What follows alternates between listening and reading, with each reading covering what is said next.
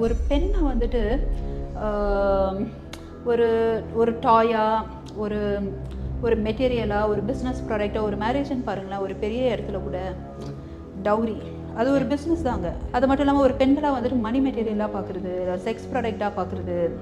ஒரு பெண்கள்னால் அவங்களுக்கு ஒரு எமோஷன்ஸ் இருக்கும். கல்யாணம் பண்ணிட்டா ஓகே நீ வேலைக்கெல்லாம் போகலாம், இதெல்லாம் நிறைய நடக்கும் பார்ப்பேன். வேலைக்கெல்லாம் போகலாம், பட் வித் ரெஸ்ட்ரிக்ஷன், இல்லை அந்த ட்ரெஸ் போடக்கூடாது, இது பண்ணக்கூடாது. சமுதாய கட்டமைப்பே என்ன ஒரு மாதிரி டிஃப்ரெண்ட்டாக இருக்கும். அதுவும் நீங்கள் மிஸ் தமிழ்நாட்டில் டைட்டில் வின் பண்ணிட்டீங்கன்னு வைங்க, நீங்கள் என்னதான் படிச்சிருக்கீங்க, என்னதான் இருந்தாலும் அவன் என்ன பத்தினியா இப்படியே ஓப்பனாக சொல்லுவாங்க. எவ்வளோ பேத்துக்கிட்ட அவுத்து போட்டிருப்பா. ஒரு சம்பவம் வந்துட்டு எனக்கே ஒரு ஹராஸ்மெண்ட் நடந்தது. ஒரு ஆஃபீஸர் அவங்க மேலாம் கேஸை ஃபைல் பண்ணி ஹி லாஸ்ட் ஹிஸ் ஜாப். அது ரொம்ப கிரிட்டிக்கலெலாம் ஃபைல் பண்ணோம். மூணாவது தான் செக்ஸு. இப்போதைக்கு வந்துட்டு செக்ஸுக்கு பார்ட்னரே தேவையில்லை, அவ்வளோ செக்ஸ் டாய்ஸு.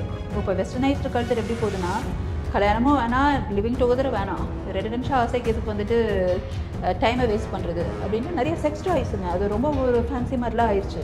ஆமாம், இப்போ வந்துட்டு நடத்த என்ன நல்லாவா இருக்குது அப்படின்னா, ஆமாப்பா நான் 200 பேத்துக்கிட்ட படுத்துட்டு வந்து பேசுகிறேன், உனக்கு என்ன வந்தது? ஏன்னா என் தகப்பனா, என் அண்ணனா, இல்லை என் புருஷனா? 100 பேர் நான் 500 பேத்துக்கிட்ட படுத்துட்டு வருவேன்ப்பா, நீ யார் அப்படின்னு நீங்கள் சொல்லுங்கள் போல்டா.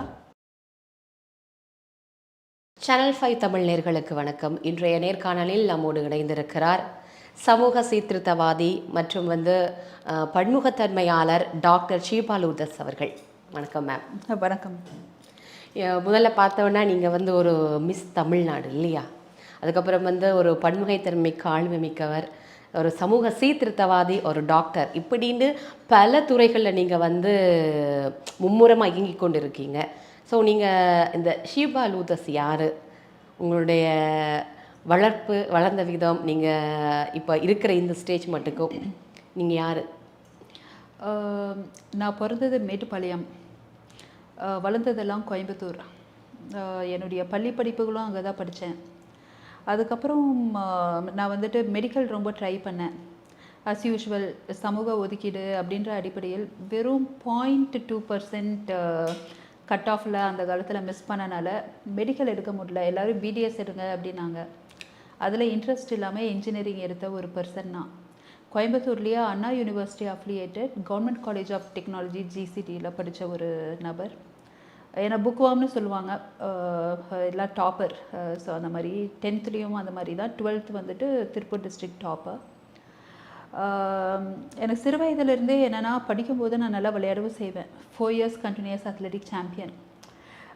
ட்ராக் ஈவெண்ட்ஸ்லேயும் சரி, ஃபீல்டு ஈவெண்ட்ஸ்லேயும் சரி மேக்ஸிமம் ஸ்கோர் வாங்குவேன். செஸ்லேயும் நல்லா விளையாடுவேன். சின்ன வயசில் நல்லா எழுதுவேன். என்னை வந்துட்டு எப்படின்னா, மற்றவங்களுடைய குழந்தை பருவத்தில் எப்படி இருப்பாங்கன்னு தெரியாது, பட் என்னுடைய குழந்தை பருவத்தில் என்னை எல்லோரும் தலையில் தூக்கி வச்சு கொண்டாடிக்கிட்டே இருப்பாங்க. அதனால் நிறையா பேர் என்னை இப்போ சொல்லி நான் கலாய்க்கும் போது, உனக்கு என்ன கஷ்டத்தை பார்த்து வளர்ந்தியா அப்படின்னு சொல்கிற மாதிரியான ஒரு ஃபேமிலியில் நல்லா சுதந்திரமாக இருக்கக்கூடிய அப்பா. அவர் கொஞ்சம் ரிலீஜியஸ் சென்டிமெண்ட் அதிகமாக பார்ப்பார். Roman Catholic, Telugu Christians, Roman Catholic. அம்மா வந்துட்டு நல்லா பரதநாட்டியம் டான்ஸர். ஸோ நான் கிளாசிக்கல் டான்ஸரும் கூட. 2013 வரைக்கும் நிறையா பர்ஃபார்மன்ஸஸ் பண்ணியிருக்கேன். அது என்னுடைய ஒரு ஹாபியும் கூட. மோகினி ஆட்டம் எனக்கு ரொம்ப பிடிக்கும். ஸோ அப்படியே வளர்ந்தேன். அதுக்கப்புறம் எடுத்த உடனேயே படிப்பு முடித்த உடனேயே நான் ஆன் கேம்பஸ்க்கு தூக்குறாங்க ஒரு கம்பெனி பேரை நாங்கள் சொல்லக்கூடாது, டெக்னோக்ரேட்டுன்ற முறையில். ஸோ என்னை டெபியூட் பண்ணுறாங்க. ஃபஸ்ட்டு என்னுடைய ஜாபே பார்த்திங்கன்னா குரோவேஷியா, யூரோப்புக்கு டெபியூட் பண்ணுறாங்க. ஏன்னா அங்கே தான் R&D சென்டர், அங்கேருந்து தான் சென்னைக்கு, இந்தியாவுக்கு மூவ் பண்ணுறாங்க. ஸோ ஃபுல்லாக ட்ரான்ஸ்ஃபர் ப்ராஜெக்ட்ஸ்னு என்னை கூப்பிட்டு போகிறாங்க. ஃபஸ்ட்டு ஃப்ளைட் ட்ராவல் எனக்கு இன்டர்நேஷ்னல் ட்ராவல். கற்றுக்குட்டி மாதிரி என்னை சுற்றியும் சீனியர்ஸும் இல்லை, தனியாக ட்ராவல் பண்ண விட்டுட்டாங்க. ஆனால் என்னன்னு தெரில, என்னை வந்துட்டு ரொம்ப தன்னம்பிக்கை மிக்க ஒரு பர்சனாகவே எல்லோரும் அதை சின்ன வயசுலேருந்தே பார்த்துக்கிட்டு இருந்தாங்க. ஒரு தனியாளாக நான் ஏறுறேன் ஃப்ளைட்டு. எனக்கு ஃப்ளைட் பெல்ட்டு கூட எனக்கு போட தெரியாமல் இருக்கும். டிரான்சிட் ஃப்ளைட்னால் பயம், இங்கேருந்து இறங்கி இன்னொரு ஃப்ளைட் பிடிக்கிறதுக்குள்ளே போயிடுமோ அப்படின்ட்டு. போர்டிங் கேட்ஸ் எல்லாம் எனக்கு பார்க்க தெரியாது. இப்போ எப்படின்னா, நீங்கள் கிராமத்தில் பிறந்துட்டு திடீர்னு ஒரு பெரிய அளவில் எக்ஸ்போஷர் கிடைக்குதுன்னா உங்களுக்கு எப்படி பிஹேவ் பண்ணணும்னே தெரியாது. நிறைய ஆட்டிடியூட் இஷ்யூஸ் வரும், பீப்புள் ரிலேஷன்ஷிப் ஸ்கில்ஸ் வரும், ரீசனிங் ஸ்கில்ஸ் ரொம்ப கம்மியாகிடும். ஏன்னா உங்களுக்கு ரொம்ப ஃபியர் இருக்கும், எப்படி அதை ஃபேஸ் பண்ணுறதுன்னு தெரியாது. ரொம்ப இம்பார்ட்டண்ட்டாக உங்கள் பர்சனாலிட்டி மேலே கான்ஃபிடென்ஸ் வந்துட்டு கம்மியாகும். ஏன்னா நம்ம ஒரு அப்படியே கோயம்புத்தூர் அப்படியே அந்த மாதிரியே இருந்துட்டோம். கொஞ்சம் ஒரு என்னதான் சுதந்திரமாக நான் வளர்த்துருந்தாலும் ஒரு ட்ரெடிஷ்னல் ஃபேமிலி அப்படின்னும் போது அங்கே எல்லாம் மாடர்னாக இருக்கிறது, ட்ரெஸ் பண்ணுறது எல்லாம் டிஃப்ரெண்ட்டாக இருந்தது. உண்மையாகவே அந்த பையனை இப்போ யோசிச்சாலும் ஒரு படமே எடுக்கலான்னு நான் நினைப்பேன். அந்த மாதிரி தான் நிறையா அதை கற்றுக்கிட்டேன். ஆனால் ரொம்ப ஹைலி பெர்ஃபார்ம்டு டைனமிக் ஐடி ப்ரொஃபஷனல்னு தான் என்ன சொல்லுவாங்க. ரொம்ப வேகமாக கிளைம்ப் ஆனேன். நிறையா யூரோப்பியன் கண்ட்ரீஸ் ட்ராவல் பண்ணியிருக்கேன். டெக்னாலஜி இண்டஸ்ட்ரியில் பிஸ்னஸ் சிஐஓ அளவுக்கு எல்லாம் மூவ் ஆகி ஒரு கட்டத்தில் முக்தி அடைந்து இதுக்கு மேலே புதுசாக பண்ணணும்னு ஃப்ரான்ச்சைஸி எடுத்து டெக்னாலஜி ப்ராஜெக்ட்ஸை ரன் பண்ணிகிட்ருக்கேன். ஸோ இப்படியே தான் போயிட்டுருக்கு என்னுடைய லைஃப். ஸோ இப்படி தான் என்னுடைய சைல்ட்ஹுட் லைஃப் ஆரம்பிச்சிச்சு. இதுதான் என் ப்ரொஃபஷன். ஸோ நீங்கள் இவ்வளோ ஒர்க் பண்ணியிருக்கீங்க, இங்கேருந்து ஃபாரின் போயிருக்கீங்க. இதுக்கிடையில் இந்த மிஸ் தமிழ்நாடு எப்படி வந்துச்சு? அதில் எப்படி நீங்கள் பார்ட்டிசிபேட் பண்ணீங்க? அது நான் ஃபஸ்ட் டைம் நான் குரோவேஷியா போயிட்டு கொஞ்சம் ரிட்டர்ன் ஆகிறேன். அங்கே ட்ரான்ஸ்ஃபர் ப்ராஜெக்ட் முடிச்சுட்டு ரிட்டர்ன் ஆகிறேன். இங்கே வெக்கேஷனில் இந்தியாவில் இருக்கேன். அப்போ எதாச்சியாக ஒருத்தரை நான் பார்க்குறேன். He's a kind of event மேனேஜர்னு நினைக்கிறேன். மேடம் நீங்கள் பார்க்குறதுக்கு கொஞ்சம் நல்லா இருக்கீங்க, நல்லா ட்ரெஸ் பண்ணியிருக்கீங்க. ஒரு கார்டு கொடுத்து இந்த மாதிரி ஒரு பியூட்டி பேஜன் கான்டெஸ்ட் போயிட்டுருக்கு, நீங்கள் ஒரு ட்ரை கொடுங்களேன் அப்படின்னாங்க. ஒரு வேளை மற்ற பெண்கள் மாதிரி நான் ரொம்ப மாடர்னாக ஒரு வேளை வளர்ந்துருந்தேன்னா அதை நான் இக்னோர் பண்ணியிருப்பேன். பட் எனக்கு என்னென்னா ஒரு குறுகிய சர்க்கிள்லேருந்து திடீர்னு பெரிய லெவலில் வெளிநாட்டில் போய் பார்த்துட்டு இந்த மாடர்ன் ட்ரெஸ் அதெல்லாம் கொஞ்சம் போட்டுட்டு அந்த ஒரு கிரேஸில் நம்ம சுற்றும் போது ஏதாவது புதுசாக ட்ரை பண்ணணுன்ற அந்த ஒரு ஃபீல் வரும். அந்த பேக்ரவுண்டில் சரி கார்டு இருக்குது, நம்மளையும் சொல்லிட்டாங்களே நம்ம அழகாக இருக்கும்னு ஒருத்தர் சொல்கிறாங்களே, சரி ஏன்னா அந்த அப்போ யோசிச்சு பாருங்கள் நம்மளுடைய மைண்ட் எப்படி இருக்கும் அப்படின்னு சொல்லிட்டு. ஏன்னா நம்ம அப்படி தான் நம்ம ப்ராட்டப் ஆகுறோம். சரி நம்ம ஒரு ட்ரை தான் பண்ணி பார்க்கலாமே, காசா பணமா, ஆடிஷன் தானே அப்படின்ட்டு ஆடிஷனுக்கு போகிறேன். ஒவ்வொரு ரவுண்டும் நான் வந்துட்டு ரொம்ப பாசிட்டிவாக நான் மூவ் ஆகிக்கிட்டே வரேன். நல்ல scores, skin test, photogenic test நிறையா ஒரு ரவுண்ட்ஸ் வந்துக்கிட்டே இருக்கும். ஐக்யூ ரவுண்டில் இருந்துட்டு நிறையா வந்துக்கிட்டே இருந்தது. போக போக பார்த்தீங்கன்னா நான் கிளியர் ஆகிட்டு வந்துக்கிட்டே இருக்கேன். அப்போது நான் ஒர்க் பண்ணிகிட்ருக்கேன். அதாவது நான் இங்கே பேக் டு வெக்கேஷன்னாலும் இதை அதான் ஆன் சைட் போயிருக்கேன், ஆஃப் சைட் ஓகே இங்கே நான் ஒர்க் பண்ணிட்டு தான் இருக்கேன். ஸோ நியூஸ் பேப்பர்ஸ்லலாம் ஷார்ட் லிஸ்டடான ஆட்களுடைய பேர் வந்துடுது. ஓகே அதில் என்னுடைய ஃபேஸ் எல்லாம் வரும்போது நம்ம கூட ஒர்க் பண்ணுறவங்கலாம் கலாய்க்க ஆரம்பிப்பாங்க. என்னம்மா சாஃப்ட்வேர் இன்ஜினியரிங் விட்டு நடிக்க போறியான்லாம். அப்போ நமக்கு என்ன ஆச்சுன்னா இவ்வளோ தூரம் வந்துட்டு நம்ம எதையும் சாதிக்காமல் போனோம்னா ஆஃபீஸில் மதிக்க மாட்டாங்களேன்னு சீரியஸாக ட்ரை பண்ணுது. அப்புறம் ஒரு கட்டத்துக்கு மேலே ட்ரை பண்ண நமக்கு என்ன ஆயிடுச்சுன்னா இவ்வளோ தூரம் வந்துட்டோம், மேக்ஸிமம் ஸ்கோர் பண்ணுறோம். இத்தனையும் வந்துட்டு என்னை சுற்றி இருக்கக்கூடிய கண்டஸ்டன்ஸ்லாம் பார்த்தீங்கன்னா ஜூனியர் மாடல்ஸ், ஆர்டிஸ்ட், அதாவது ஃபேஷன் இண்டஸ்ட்ரியிலே ரொம்ப வருஷம் இந்த மாதிரி டைட்டிலுக்குன்ட்டு அவங்கள தயார்படுத்திக்கிட்டு இருக்கக்கூடிய ஒரு மிகப்பெரிய ஜாம்பவன்கள் மாதிரிலாம் கூட நிற்பாங்க. நான் கற்றுக்குட்டி மாதிரி அப்படியே பக்கத்துலேயே நின்று பார்த்துக்கிட்டு இருப்பேன். எனக்கு இந்த பூட்ஸ் எல்லாம் போட்டு கேட் வாக்லாம், பாயிண்டட் ஹீல்ஸ்லாம் நடக்க தெரியாது. அதெல்லாம் நடக்கணும்னு தனியாக கேட் வாக் ரவுண்ட் எல்லாம் பண்ணுவாங்க. எல்லாத்தையும் கற்றுக்கிட்டேன். ஹார்ட் ஒர்க், ஷார்ட் டைமில். ஒரு கட்டத்தில் on stage final round 4 round இருக்குங்க ஆன் ஸ்டேஜ். அது வரைக்கும் பார்த்தீங்கன்னா லட்சக்கணக்கில் அப்ளை பண்ணியிருப்பாங்க. ஃபைனலாக 32 பேரில் 16 பேரை செலக்ட் பண்ணி அந்த 16 பேர்த்த ஒரு 1 வீக் க்ரூமிங்க்குன்னு சேர்த்து போட்டுருவாங்க. அங்கே தான் அந்த கொரியோகிராஃபி அதெல்லாம் பண்ணி நம்மளுடைய ஆட்டிடியூடை சேஞ்ச் பண்ணுவாங்க. ஒரு பியூட்டி பேஜென்ட்னா எப்படின்ட்டு எல்லாம் ப்ரொஃபஷனலாக எல்லாம் கொரியோகிராஃப் பண்ணி தான் ஆன் ஸ்டேஜுக்கு கொண்டு வருவாங்க. ஆன் ஸ்டேஜில் 4 ரவுண்டு இருக்கும். Ethnic round, traditional round, talent round and question and answer round. ethnic round I got a good score. cocktail roundன்றது என்னன்னா நீங்கள் வெஸ்டர்ன் வேரில் எப்படி இருக்கீங்க, in cocktail wear, it's a party wear அந்த மாதிரின்ட்டு ஐ கிளியர் தட். என்னோட நிறைய பேர் கிளியர் பண்ணாங்க. டேலண்ட் ரவுண்டில் வந்துட்டு கிளாசிக்கல் பர்ஃபார்ம் பண்ணணும்னு எனக்கு ஒரு விருப்பம் இருந்தாலும் அங்கே உள்ள ஆடியன்ஸஸ் உடைய இது பார்த்திங்கன்னா பெருசாக கிளாசிக்கல் விரும்புகிற மாதிரி எனக்கு தோணலை. ஸோ ஆன் த ஸ்பாட் நான் எடுத்த முடிவு வெஸ்டர்ன் டான்ஸ். ஸோ இந்த வெஸ்டர்ன் டான்ஸ் நான் பயங்கரமாக பண்ணுவேன்னு எனக்கு தெரில. ஆனால் அந்த ஈவெண்ட்டில் நான் பயங்கரமாக பண்ணதாக எல்லாம் சொல்லியிருந்தாங்க. So I got good score on my talent round. ரொம்ப இம்பார்ட்டண்ட். ஆல்ரெடி ஐக்யூவில் நான் ரொம்ப ஹெவி ஸ்கோரில் இருந்தேன். IQ was the one which put me very up. கடைசியாக கொஷின் அண்ட் ஆன்சர் ரவுண்டுங்க. பெருசாலாம் கேட்க மாட்டாங்க, சிம்பிளாக ஒரு கேள்வி கேட்பாங்க. வெறும் சிம்பிளான கேள்வி. அதுக்கு நீங்கள் உங்கள் ஆட்டிடியூடு என்னன்றது தான் மேட்டர்ஸ். எனக்கு ஒரே ஒரு கேள்வி கேட்டாங்க, நான் ஒரே ஒரு பதில் சொன்னேன். People like my attitude. அங்கே உங்கள்கிட்ட என்ன கேள்வி கேட்டாங்க, நீங்கள் என்ன பதில் சொன்னீங்க அங்கே? அவங்க கேட்ட ஒரு சின்ன சிம்பிளான கேள்வி என்னென்னா, உங்களுக்கு இப்போ நாங்கள் ஒரு ஆப்ஷன் கொடுக்குறோம். சூப்பர்மேன், ஸ்பைடர்மேன், பேட்மேன் இவங்க 3 பேர்த்தில் யாராக வந்துட்டு நீங்கள் இருக்கணும் அப்படின்னு ஆசைப்படுறீங்கன்னு ஆப்ஷன் கொடுத்தா எதை எடுத்துப்பீங்க அப்படின்னாங்க. நான் என்ன சொல்லியிருப்பேன்னு நினைக்கிறீங்க? நீங்களா இருந்தால் என்ன சொல்லியிருப்பீங்க? Superman, batman, spiderman. ஸ்பைடர்மேனை சொல்லுங்க. எதனால்? ஸோ நிறைய தூரம் போகலாம். ஸ்பைடர்மேன்ற ஒருத்தர் வந்துட்டு லைஃப்பில் பாதியில் ஒரு ஸ்பைடர் கிடச்சி அவருக்கு அந்த பவர் வந்தது. பேட்மேன்றவர் ஒரு டெக்கி, அவர் அந்த டெக்னாலஜியை வச்சுக்கிட்டு அவருடைய பைக்கு, காரு, அந்த பவர்ஸை வச்சுட்டு யூஸ் பண்ணுறது. சூப்பர்மேன்றவர் பார்ன் சுப்ரீம் பவர். ஓகே. நான் வந்துட்டு சூப்பர்மேன், நான் born supreme power. Okay. Born talented. On the way எனக்கு புதுசாக திறமை வரணுன்ட்டு இல்லை, நான் பிறந்ததுலேருந்தே நான் திறமைசாலி தான். I am already A Superman. நீங்கள் ஆப்ஷன் கொடுத்தாலும் கொடுக்கானாட்டியோன்னு சொன்னேன். சூப்பர்மேன். அழகாக பதில் சொல்லியிருக்கீங்க. கரெக்ட், அதுதான் இல்லையா? சூப்பர்மேன் தானே பிறந்ததுலேருந்து. இந்த மிஸ் தமிழ்நாடு பட்டம் எடுத்துட்டீங்க. ஸோ உங்களோட வெளியிலேருந்து பார்க்குற பார்வை அப்புறம் வேறு மாதிரி இருந்திருக்கும். இவங்க தான் மிஸ் தமிழ்நாடு. ஸோ அதுக்கப்புறம் நீங்கள் உங்களுடைய சமூக சேவை, அந்த சமூக சீர்திருத்த பணி எப்படி இருந்துச்சு? அதுக்கப்புறம் நீங்கள் எப்படியான சவால்களை எல்லாம் எதிர்கொண்டீங்க? எனக்கு சின்ன வயசுலேருந்தே சமூக பணி பண்ணணும்னு ஆசை. எனக்கு அதுக்கு வாய்ப்பு கிடைச்சதே இல்லை. ஏன்னா எங்களை மாதிரி ஐடி மக்களுக்கு இங்கே ஒர்க் பண்ணுறக்கே டைம் இருக்காதுன்ற மாதிரி தான். பட் நான் மிஸ் தமிழ்நாடு டைட்டில் வின் பண்ணதுக்கப்புறம் என்னுடைய சமூக வாழ்க்கையை ஸ்டார்ட் ஆன புள்ளி அங்கேருந்து தான். ஏன் அப்படின்னு பார்த்தீங்கன்னா, நிறைய பேர் உங்களை டிஸ்டர்ப் பண்ண ஆரம்பிப்பாங்க. நீங்கள் நிறையா பேருனால ஹராஸ் செய்யப்படுவீங்க. அதுவும் நீங்கள் இன்ட்ரெஸ்டே காட்டலை ஒருத்தர் மேலேனா.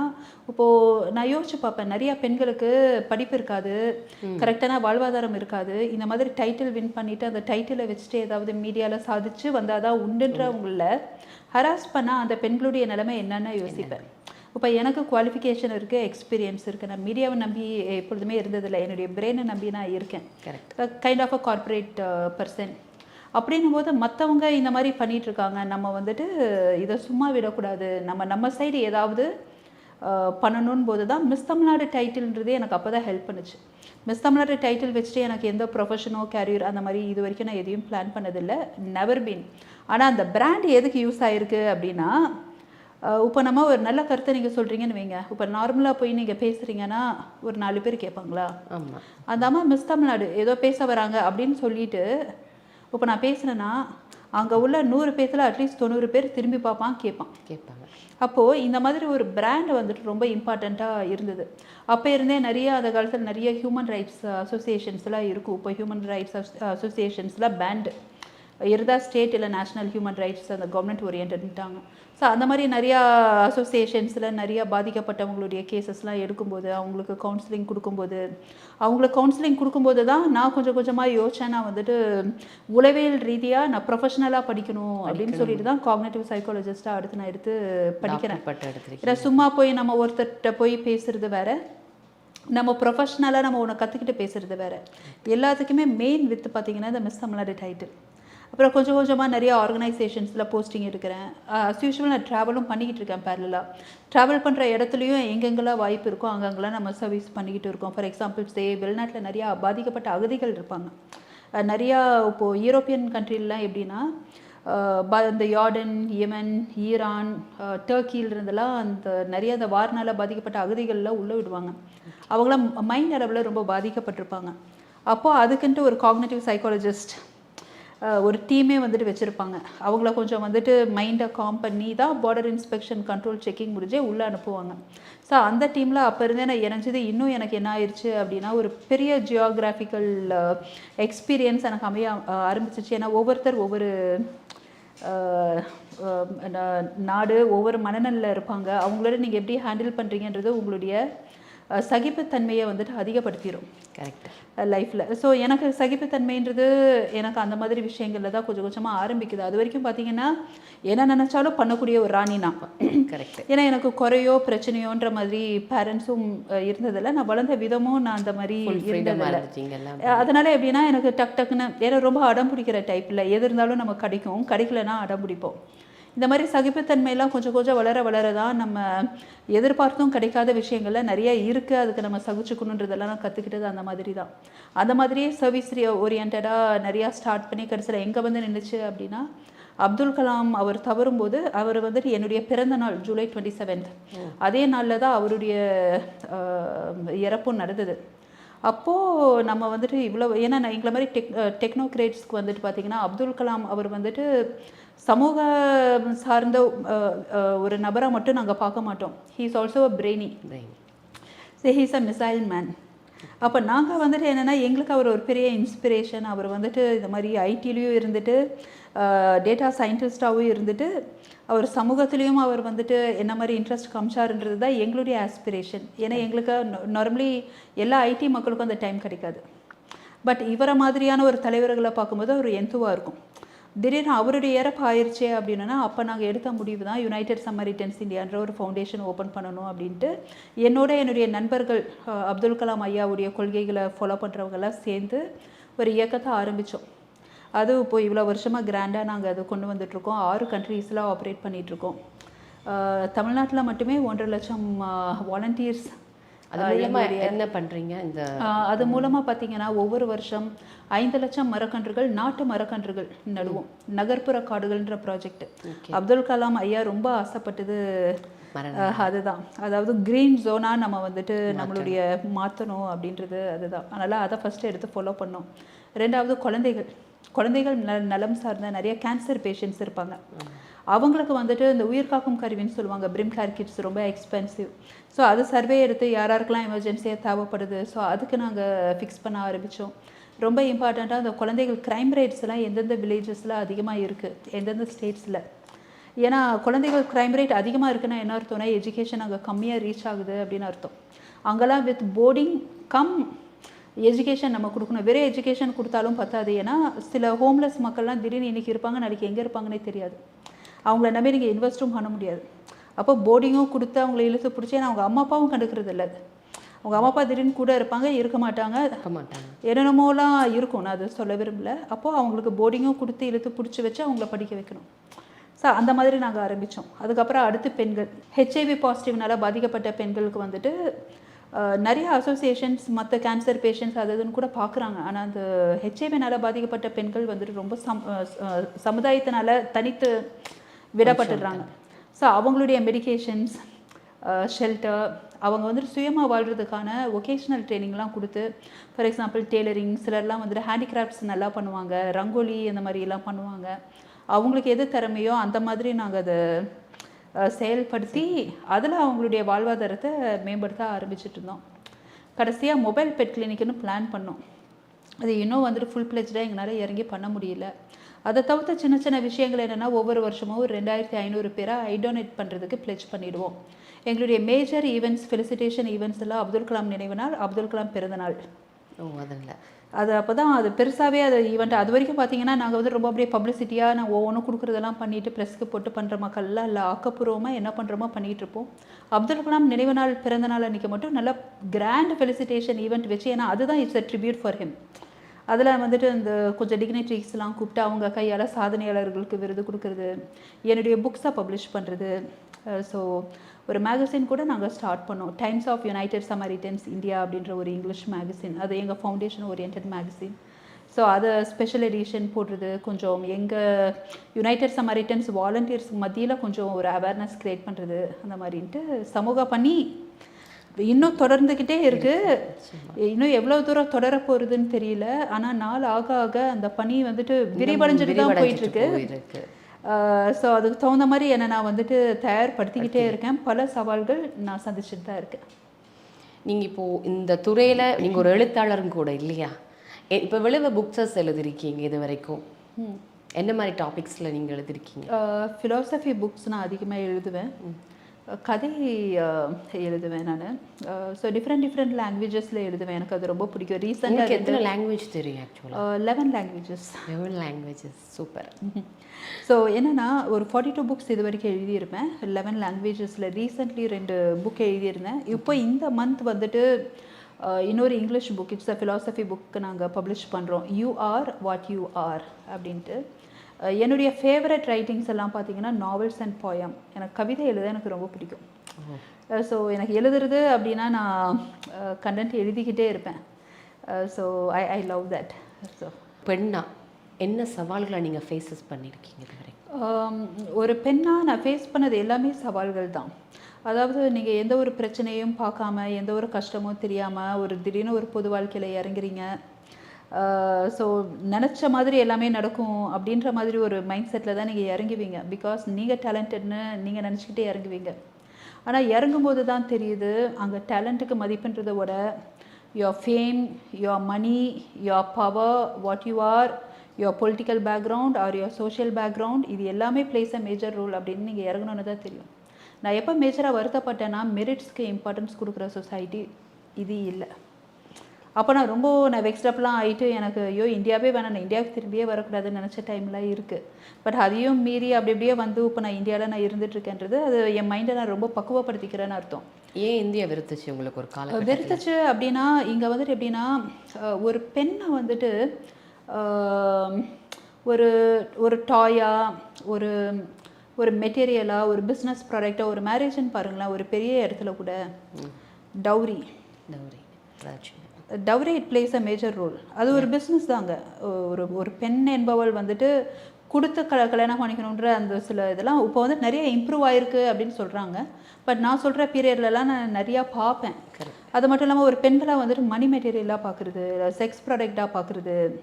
ஒரு பெண்கள்னால் அவங்களுக்கு ஒரு எமோஷன்ஸ் இருக்கும். கல்யாணம் பண்ணிட்டா ஓகே நீ வேலைக்கெல்லாம் போகலாம், இதெல்லாம் நிறைய நடக்கும் பார்ப்பேன். வேலைக்கெல்லாம் போகலாம், பட் வித் ரெஸ்ட்ரிக்ஷன், இல்லை அந்த ட்ரெஸ் போடக்கூடாது, இது பண்ணக்கூடாது.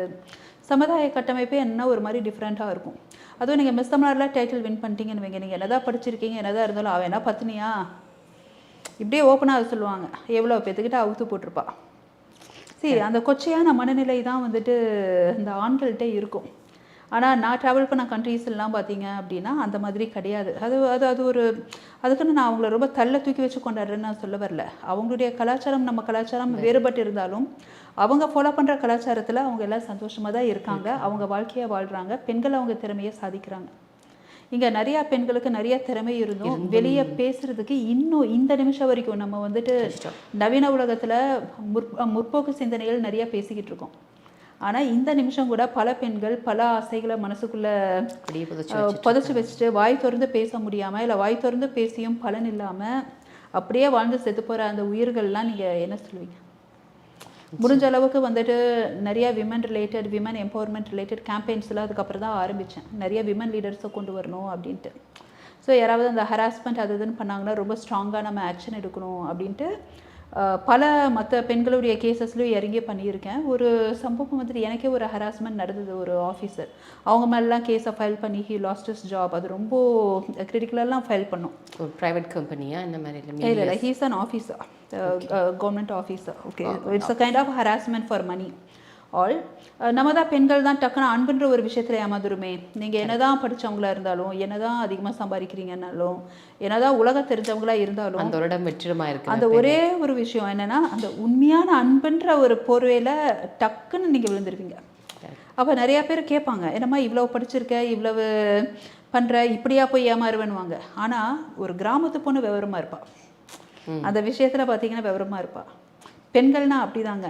நான் அந்த ஒரு சின்ன ஒரு சாஃப்ட் கார்னரு இருந்துக்கிட்டே இருக்கும். என்ன தான் அவங்க வந்துட்டு அப்படி இப்படி போல்டாலாம் இருந்தாலும் அவங்கள வந்துட்டு ஒரு கட்டத்தில் அன்புன்ற ஒரு விஷயத்தில் யாருனாலும் அட்டாக் பண்ணலாம். அப்போது ரொம்ப ரொம்ப ஹார்டாக இறங்க ஆரம்பித்தோம். இந்த விமன் ஹராஸ்மெண்ட் கேசஸ்லாம் எது இருக்குது இதெல்லாம் எங்கள் ஃபவுண்டேஷனுக்கெல்லாம் ஃபார்வர்ட் ஆக ஆரம்பிச்சிச்சு. அதெல்லாம் நாங்கள் ஸ்டேட் விமன் கமிஷனுக்கு, நேஷ்னல் விமன் கமிஷனுக்கு, இல்லை லோக்கல் ஸ்டேஷனுக்கு, இல்லை ஆல் உமன்ஸ்க்கெல்லாம் கோஆர்டினேட் பண்ணலாம் ஆரம்பித்தோம். சவால்கள் எந்த அளவுக்கு சவால்கள்னால் கிரவுண்ட் லெவலில் நீங்கள் இறங்கி பார்த்தா தான் தெரியுது. தானாக நடக்கிற விஷயங்களை தானாக நடக்கவே நடக்காது. தானாக நடக்கணும்னா நீங்கள் சுப்பீரியர்ஸை போய் மீட் பண்ணணும், அவங்களுடைய சுப்பீரியர்ஸை போய் மீட் பண்ணணும். அவங்க மூலமாக இன்ஸ்ட்ரக்ஷன் வந்தால் தான் கீழேயே அதை ஒரு பொருட்டாகவே மதிக்கிறாங்க. இல்லைனா ஏதாவது ஒரு கட்சிக்காரன்ற பேரில் வந்து இதெல்லாம் நடந்திருக்குங்க. ஒரு கட்சிக்காரன் வந்து இன்னொரு விக்டிம், ஓகே அவங்க கேஸில் ஒரு 50,000 ரூபாய் கொடுங்க, எஃப்ஐஆர் ஆக்கி காட்டுறேன். அப்போது ஒரு சாமானியன் போய் கம்ப்ளைண்ட் கொடுக்குறாங்க, பாதிக்கப்பட்ட பெண் கம்ப்ளைண்ட் கொடுக்குறாங்க, எஃப்ஐஆர் ஆக மாட்டிருக்கு. ஒரு சம்மந்தப்பட்ட கட்சின்னு சொல்லிட்டு வந்து பணம் வாங்கி அதை எஃப்ஐஆர் ஆக்குறாங்கன்னா இது எப்படிப்பட்ட சமுதாயம்? சவால்கள் 1-2 இல்லை, பயங்கரமானது. அதுலேயும் பார்த்திங்கன்னா சில இந்த காவல்துறை சில டிபார்ட்மெண்ட்ஸ்லாம் சில விஷயங்களில் கொஞ்சம் வந்துட்டு ரொம்பவே வந்துட்டு அலர்னாங்க. ஏன்னா ரொம்ப நான் ஸ்ட்ராங்காக இறங்கிட்டேன். எந்த அளவுக்கு போனேன் அப்படின்னா கோர்ட்லேயே இறங்கி 20-25 கேசஸ் நானே வாதாடினேன். ஓப்பனாகவே இதை சொன்னேன், இல்லை எனக்கு லா அண்ட் ஆர்டர் மேலே நம்பிக்கை இல்லை, சிபிசிஐடிக்கு பண்ணுங்க அப்படின்ற அளவுக்கு. ஸோ ரொம்ப ஏன்னா அப்போ அந்தளவுக்கு நம்ம வந்துட்டு கமிட்டடாக உள்ளே இறங்கிட்டோம். அப்போ சவால்கள் சந்திக்காமல் நம்ம இந்த அளவுக்கு இறங்குவோமா? அதே மாதிரி இப்போவும் பாருங்கள், எவ்வளவோ நான் சாதிச்சிட்டேன், எல்லாமே பண்ணிட்டேன்.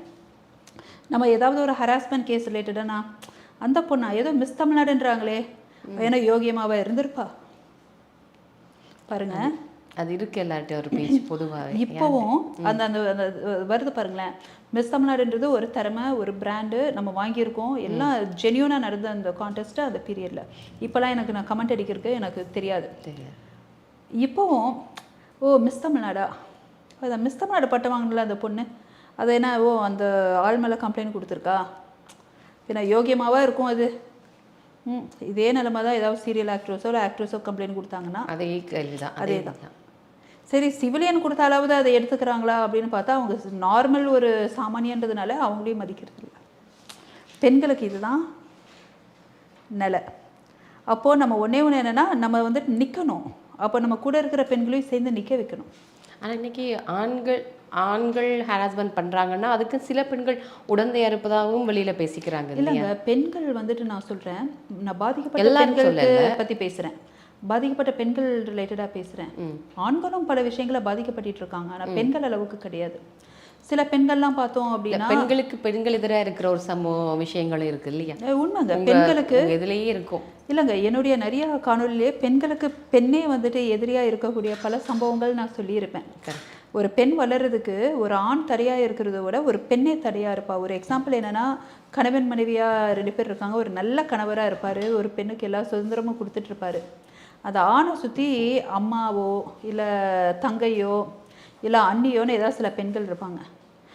அவளுக்கு ரொம்ப இடம் கொடுக்குற, நாளைக்கு அப்புறம் பாரு உன்னை மதிக்க மாட்டான். கொஞ்சம் கொஞ்சமாக அந்த அதாவது ஆண்கள் வந்துட்டு முற்போக்குவாதிகளாக பெண்களை வந்துட்டு ஒரு சரிசமமாக நடத்த ஆரம்பித்தாலும் இந்த ஆண்கள் சுற்றி இருக்கக்கூடிய பெண்கள் சமூகம் அதை அங்கீகரிக்க மாட்டியிருக்கிறாங்க. அதனால் இன்னும் ஆண்களும் பாதிக்கப்படுறாங்க, பல திருமண வாழ்க்கையும் பாதிக்கப்படுது. அதுவும் முதல்ல விட இப்போ கொஞ்சம் வருஷமாக பார்த்தீங்கன்னா திருமண வாழ்க்கையெல்லாம் ஃபுல்லாக டிவோர்ஸில் முடியும். நீங்கள் கேள்விப்பட்டிருப்பீங்க. முதல்ல அப்படி இருக்காது, இப்போ அது அப்படி இருக்கும். அதுக்கு மெயின் காரணம் என்ன அப்படின்னா, பெண்கள் வந்துட்டு வளர்ச்சி பாதையை நோக்கி போயிட்டுருக்காங்க. முதல்ல முடங்கியிருந்தாங்க. அப்போ பெண்கள் வளர்ச்சி பாதையை நோக்கி போயிட்டு இருக்கும்போது இது ஒரு டிரான்சிஷன் ஸ்டேட். இது ஆண்களுக்கே ரொம்ப புதுசு. ஆணுக்கு என்னென்னா, ஒரு பொண்ணு கல்யாணம் பண்ணியிருக்கோம், இப்போ அவளுக்கு ஏதாவது வேணால் நான் தான் போய் எதாவது வாங்கிட்டு வரணும் சூப்பர் மார்க்கெட்டு, அவளுக்கு உடம்பு முடியலன்னா ஹாஸ்பிட்டலுக்கு நான் தான் கூப்பிட்டு போகணுன்னு நினச்சிட்டு இருக்கிற இதெல்லாம் போயிட்டு இந்த பொண்ணுக்கு எது தேவையோ அது பாட்டுக்கு சூப்பர் மார்க்கெட்டில் போய் வாங்கும். எல்லாமே மாறுது. முதல்ல வந்துட்டு ஒரு ஒய்ஃப் வந்துட்டு வீட்டில் வெயிட் பண்ணிகிட்டு இருப்பா, ஏங்க நீங்கள் வந்து நான் ஹாஸ்பிட்டல் கூப்பிட்டு போனோங்கன்னு உடம்பு முடியாமல் படுத்துட்டு இருப்பாங்க. இப்போ அப்படிலாம் கிடையாது. இல்லை, அந்த பொண்ணாக போவாங்க, இல்லை இந்த பொண்ணு எங்கேயாவது ஒர்க் பண்ணுவோம், அங்கே ஏதாவது பாய் ஃப்ரெண்டு இருப்பான், இல்லை பெஸ்ட் ஃப்ரெண்ட் இருப்பான், இல்லை யாராவது ஒரு லேடி ஃப்ரெண்ட் இருப்பாங்க, போவாங்க. அப்போ இந்த டிரான்சிஷன் ஃபேஸ்னால இந்த ஆண்களை வந்துட்டு ஆண்களுக்கு அதை எடுத்துக்கிறது கொஞ்சம் கஷ்டமாக இருக்குது உளவியல் ரீதியாக. அதே சமயத்தில் சமுதாயத்துக்கு அது ரொம்ப வித்தியாசமாக இருக்கிறதுனால பெண்களோட டக் டக் டக் டக்னு ஒரு முறிவு ஏற்படுது. அப்போ பெண்கள் வந்துட்டு வளர்ச்சி பாதையில் இருக்கும்போது அவங்க முன்னோக்கி போகணும்னு ஆசைப்பட்றாங்க. அப்போ ஒரு கட்டத்தில் என்னென்னா, நானே சம்பாதிக்கிறேன், நானே ஒத்த காலில் நிற்கிறேன், நீ இருந்து என்ன கிழிச்சு. ஒரு ஆண் வந்துட்டு ஒரு பெண்ணுக்கு எதுக்குங்க தேவை? ஓப்பனாக சொல்லுங்கள். பாதுகாப்பு தான் ஃபஸ்ட்டு, அன்பு செகண்டரி. இந்த ஆணோடு இருக்கும்போது நம்ம பாதுகாப்பாக இருப்போம். ஆமாம். 2வது அன்பு, ஓகேங்களா? 3வது தான் செக்ஸு. இப்போதைக்கு வந்துட்டு செக்ஸுக்கு பார்ட்னரே தேவையில்லை, அவ்வளோ செக்ஸ் டாய்ஸு. இப்போ வெஸ்டர்னைஸ்டு கல்ச்சர் எப்படி போகுதுன்னா, கல்யாணமும் வேணாம், லிவிங் டுகெதர் வேணாம், 2 நிமிஷம் ஆசைக்கு எதுக்கு வந்துட்டு டைமை வேஸ்ட் பண்ணுறது அப்படின்ட்டு நிறைய செக்ஸ் டாய்ஸுங்க. அது ரொம்ப ஒரு ஃபேன்சி மாதிரிலாம் ஆயிடுச்சு. எல்லாமே வந்துட்டு செக்ஷுவல் டாய்ஸ், சிம்பிள். ஆணாக இருந்தாலும் சரி பொண்ணாக இருந்தாலும் சரி, உனக்கு வேண்டியதெல்லாம் ஒரு டாய் கொடுத்துரும், முடிஞ்சு போச்சு. இப்போலாம் வந்துட்டு ஒரு ராபர்ட்டையே வந்துட்டு ஒரு லைஃப் பார்ட்னர் மாதிரி வீட்டிலலாம் வச்சுட்ருக்காங்க. வெஸ்டர்னைஸ்டு இதில் அந்த ராபர்ட் உங்களுக்கு தேவையானது எல்லாத்தையுமே பண்ணிடும். குழந்தை தான் உங்களுக்கு கிடைக்காது, அதை கூட அடாப்ட் பண்ணிப்பாங்க. புரியுதுங்களா? ஸோ இடையில இப்போ அப்படியே பாப்புலேஷன் ஏறுது, இப்போ பாப்புலேஷன் அப்படியே இறங்கும். ஏன்னா யாரும் வந்துட்டு பெருசாக குழந்தை, அதாவது வெஸ்டர்னைஸ்டு கல்ச்சர் வேறு மாதிரி போயிட்டுருக்கு. ரொம்ப நம்ம வந்துட்டு முன்னோக்கி போகிறோன்ற பேரில் அது அந்த மாதிரி போயிட்டுருக்கு. இதை நான் எதுக்கு நான் சொல்கிறேன் அப்படின்னா, அதனால தான் இப்போது டிவோர்ஸஸ்லாம் அதிகமாகிட்டுருக்கு. முழுசாக டிரான்சிஷன் ஃபேஸ் ஆயிடுச்சு அப்படின்னா அதுக்கப்புறம் திரும்ப நார்மலுக்கு வரும். ஆனால் அந்த நார்மலுக்கு வர்றதுக்குள்ளே ஒரு பெண் வந்துட்டு பல கஷ்டங்களை சந்திச்சு தான் ஆகணும். ஆண்கள் வந்துட்டு பெண்களுக்கு துணை நிற்கணும். ரொம்ப முக்கியமாக துணை நிற்கிற ஆண்களுக்கு மற்ற பெண்கள் வழி விடணும். மற்ற பெண்கள் வழி விட மாட்டாங்க. ஒரு பெண் வந்து நல்லா லபோ தீபோன்னு பண்ணால் இன்னொரு பொண்ணு ஒரு ஆணை விட ஏதாவது ஒரு வயசான பொண்ணு அந்த பொண்ணு அங்கே இங்கேன்னு ஓடுது. ஏன்னா கல்யாணம் பண்ணிட்டு செட்டில் ஆகணும்னா பண்ண மாட்டேங்கிறா, ஏதோ வேலை பண்ணுறாளா, சம்பாதிக்கிறாளா, யாருக்கா சம்பாதிக்கிறா. இது எந்த மாதிரி எக்ஸ்ட்ரீமுக்கு போகுது அப்படின்னா அடுத்து இன்னும் எவ்வளோ வருஷம் போராடி நிற்க போகிறோன்னு தெரில. இப்போ மகளிர் தினம் வேறு வருது. இதை நான் ஒன்று சொல்லணும். மார்ச் நம்ம மகளிர் தினம்லாம் கொண்டாடிட்டு இருக்கோம். அது எவ்வளோ பெரிய சவாலுக்கு அப்புறம் தெரியுமா? 1920 முதல் முறையில் ரஷ்யாவில் ஒரு பெண்கள்லாம் சேர்ந்து ஒரு மிகப்பெரிய போராட்டம் ஒன்று நடந்தது, வேறு சில காரணங்களுக்காக, அவங்களுக்கான உரிமைக்காகன்ட்டு. அங்கே அலெக்சாண்ட்ரியா கேசண்ட்ரா அப்படின்ற ஒரு ரஷ்ய பெண்மணி. அப்போ அவங்க சொன்னது என்னென்னா, எங்களுக்கும் முக்கியத்துவம் வேணும், எங்களுக்கும் உரிமை இருக்குது, எங்களுடைய முக்கியத்துவத்தை வந்துட்டு பறைசாற்றும்படி ஒரு சர்வதேச மகளிர் தினம் நீங்கள் பண்ணியே ஆகணும், மார்ச் 8 டிக்ளேர் பண்ணாங்க 1920. முதல் முறையாக எப்போ மகளிர் தினம் சர்வதேச அளவில் மார்ச் 8 கொண்டாடப்பட்டது தெரியுங்களா? 1975. 1920 1975 வரைக்கும் ஒரு 50 வருஷம் இருக்குமா? 55 வருஷம்னு வைங்க. அந்த 55 வருடம் அவ்வளவு பெண் போராளிகள் போராடி இருக்காங்க. அப்போல்லாம் பெண் தமிழ்நாட்டில் இல்லை, இந்தியாவில் இல்லை, உலக அளவிலேயே ஒரு பொருட்டாக கூட மதிக்கப்படவே இல்லை. ஒரு பெண் அதை ஆரம்பித்து விட்டு அந்த பெண் உயிரோடு இருக்கும்போது கூட அது நடக்கலை. அவ்வளோ வருஷம் எல்லாம் கடந்து போராட்டத்துக்கு பிறகு 1975 தான் இந்த உலகம் பெண்களுடைய மகத்துவத்தை போற்றணும், அவங்கள வந்துட்டு மதிக்கணும், அவங்களுக்கு வந்துட்டு வழி விடணும் அப்படின்ட்டு. அதுவும் வெஸ்டர்ன் கல்ச்சரில் ஆரம்பிச்சதுங்க. நம்மெல்லாம் அதுக்கப்புறம் தான். இப்போ பெண்கள்லாம் இப்போ எப்படி ஒரு 20 வருஷம் 25 வருஷமாக நம்ம சமுதாயத்திலலாம் முன்னோக்கி வராங்க. அதுக்கு முன்னாடியெல்லாம் பெண்கள் அடிப்படை தானே இருந்தது. கரெக்டுங்களா? இப்போ நானே என்னுடைய வீட்லேயே எனக்கு என்ஜினியரிங் மெடிக்கல்லாம் போகிறதுக்கு முன்னாடி எனக்கு மெடிக்கலை நான் கிடைக்கலன்னு ஆயிடுச்சு, மெடிசின் சீட்டு. நான் இது சொல்கிறேன், என்னுடைய காலேஜ் டைம் சொல்கிறேன். அப்போ நான் ஆசைப்பட்டது வந்துட்டு ஏரோநாட்டிக்கல் இன்ஜினியரிங் படிக்கணும்னு ஆசை. வீட்டில் ஃபாதர் என்ன சொல்லிட்டாங்கன்னா, ஏமா பொம்பளை பிள்ளை இப்படி தான் நீ வந்துட்டு இந்த ஏரோநாட்டிக்கா அது இதுன்னு போயிட்டுருப்பியா? புரியுது? ஒரு பொம்பளை பிள்ளை அப்படின்னா நீ நம்ம ஃப்ளைட் ஓட போறியா, இல்லை நீ இது பண்ண போறியா? அது நல்லா இருக்காது இல்லை, அதெல்லாம் ஆம்பளைங்க வேலை, படிச்சு முடிச்சு கலையை முடிச்சு அனுப்பிடுவாங்க. அடுத்து மேரின் இன்ஜினியரிங் படிக்கணும்னு ஆசை. வேல்ஸ் எல்லாம் எனக்கு அப்ளை பண்ணணும், எனக்கு அட்லீஸ்ட் கப்பலில் வேலை செய்கிறேன் அப்படின்னா எனக்கு எதாவது டிஃப்ரெண்ட்டாக பண்ணணும், எனக்கு ஸ்பைஸ் வேணும் லைஃப்பில், எனக்கு நார்மலாக இருக்க பிடிக்காது. அதையும் ஏம்மா நீ என்ன வந்துட்டு ஆம்பளை பையனா அது அந்த மாதிரி கப்பலெல்லாம் போய் தங்கிட்டு வேலையெல்லாம் செய்ய, பொம்பளை பிள்ளைமா அடக்க ஒடுக்கமாக வேறு ஏதாவது எடு அப்படின்னாங்க. அப்புறம் நான் இன்ஜினியரிங் எடுத்தேன். அப்போது நம்ம இருக்கும்போதே நம்மளுடைய அந்த இது எப்படி இருந்திருக்கு பாருங்கள். அந்த 2000 early 2000s நான் சொல்கிறேன். இவ்வளோ போராட்டத்துக்கு அப்புறமும் பெண்கள் இப்போ நம்ம முன்னோக்கி வர வர வர வர சமுதாயத்தில் பல வைப்ரேஷன் நடந்துக்கிட்டே இருக்கும். ஏன்னா சில சமுதாயன்றதை விட இதுக்கு முன்னத்த தலைமுறையினால் அதை எடுத்துக்கவே முடியாது. எஸ்பெஷலி இதுக்கு முன்னத்த தலைமுறையில் உள்ள பெண்கள்னால இதை எடுத்துக்கவே முடியாது. ஆண்கள் கூட அதை வந்துட்டு வழிமொழிகிறாங்க. ஆனால் பெண்கள் எஸ்பெஷலி ஒரு என் தெரிஞ்ச ஃப்ரெண்டுடைய மாமியா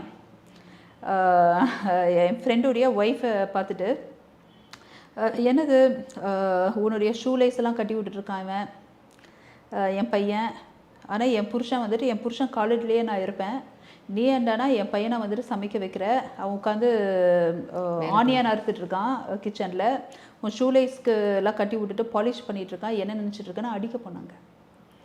போன வாரம் நான் ஃபேஸ் பண்ண ஒரு சம்பவம். நான் ரொம்ப வருஷம் நடக்கலை, போன வருஷம். அப்போ மனநிலை எப்படி இருக்குது? பெண்கள் வந்துட்டு சாதிக்கணும்னு நினச்சா பெரிய சவால்.